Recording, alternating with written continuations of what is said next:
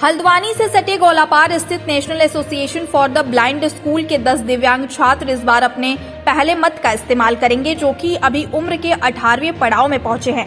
वहीं 15 ऐसे छात्र भी हैं जो दूसरी बार मतदान करेंगे। खैर, इन विशेष बच्चों का सरकार चुनने के प्रति खासा क्रेज है और इन बच्चों को स्वीप की ओर से ट्रेनिंग भी दी जा चुकी है। आप भी सुनिए इन बच्चों का क्या कुछ कहना है।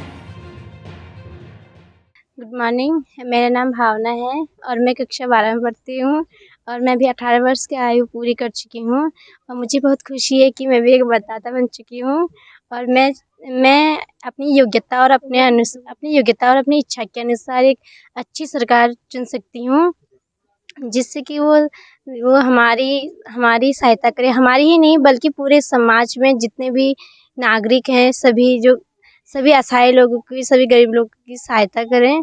सर, मेरा नाम कविता है और मैं पहली बार वोट देने के लिए बहुत एक्साइटेड हूँ और मैं एक ऐसा नेता चुनना चाहती हूँ जो हमारा ही नहीं पूरे देश के लिए करे और जिससे पूरा देश का भविष्य भी अच्छा हो। जैसे दिव्यांगों के लिए स्कूल कॉलेज हो, जो इसमें पढ़ाई की सुविधा हो। सर, इस बार हमको पता चला कि एक मशीन होती है, उसमें 1 से लेकर 16 तक हमारे लिए नंबर्स लिखे होते हैं और जैसा हम किसी को भी अपना मत देंगे उसी बटन को हम दबाएंगे। मेरा नाम इरम हुसैन है और मैं काठगोदाम की हूँ और कक्षा 12 में पढ़ती हूँ और मैं 18 वर्ष की आयु भी पूर्ण कर चुकी हूँ।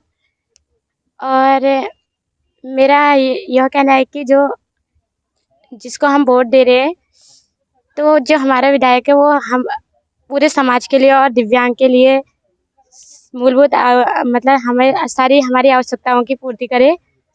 और जैसे कि हमें शिक्षा के क्षेत्र में, खेल के क्षेत्र में और नौकरी के क्षेत्र में सारी सुविधाएं उपलब्ध करानी चाहिए।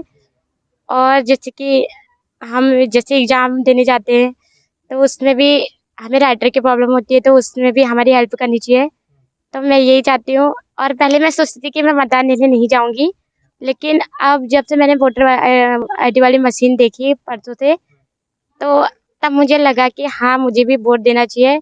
और तब से मैंने मन में सोच लिया है कि अब मैं हर बार वोट देने जाऊँगी और मैं ऐसे नेता को वोट दूँगी जो मेरे और हमारे सारे दिव्यांगजन की मदद करे।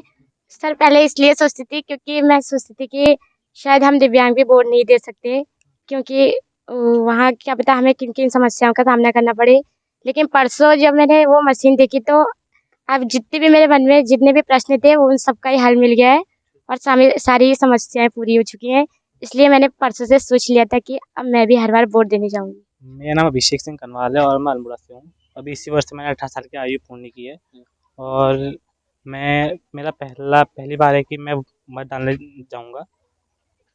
तो इसी संदर्भ में ये कहना चाहता हूँ कि जो प्रत्याशी हैं, जनता की मूलभूत आवश्यकताओं को ध्यान में रखकर अपनी नीतियाँ बनाएँ।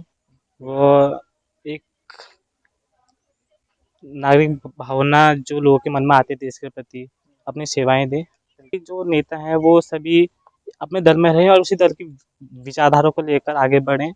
ये नहीं कि अलग-अलग दल में जाएँ और अलग-अलग विचारधारा अपनाएँ। इससे क्या होता है, जो नागरिक होते हैं, कहीं न कहीं उन नेताओं के प्रति उनका विश्वास उठ जाता है। हम वोट डालने नहीं गए, कभी देखा नहीं कि वोट कैसे कैसे डालेंगे। तो अब जाएँगे, उस चीज़ को महसूस करेंगे और एक अनुभव लेंगे कि किस तरीके से वोट डालेंगे। मेरा नाम प्रकाश सिंह बोहरा है। मैं नैब में रहता हूँ और मैं पहली बार वोट कर रहा हूँ। मुझे पहली बार वोट करने पर एक नागरिक भावना का एहसास हो रहा है। मेरा सभी से कहना है कि वोट उस नेता की योग्यता और काम को देखकर दीजिए, क्योंकि उत्तराखंड में नेता आजकल दल बदल रहे हैं। इसलिए हमें वोट को उसके विकास को देखकर देना है। सर स्वीप ने हमें ईवीएम और वीवीपैट के विषय में बताया कि किस तरह दिव्यांग छू करके उसमें 16 तक गिनती लिखी होती है, उसको टच करके किस तरह उम्मीदवार का चयन कर सकते हैं और अपने पसंदीदा उम्मीदवार को वोट दे सकते हैं। ये हमें स्वीप के द्वारा यहाँ पर प्रशिक्षण कराया गया।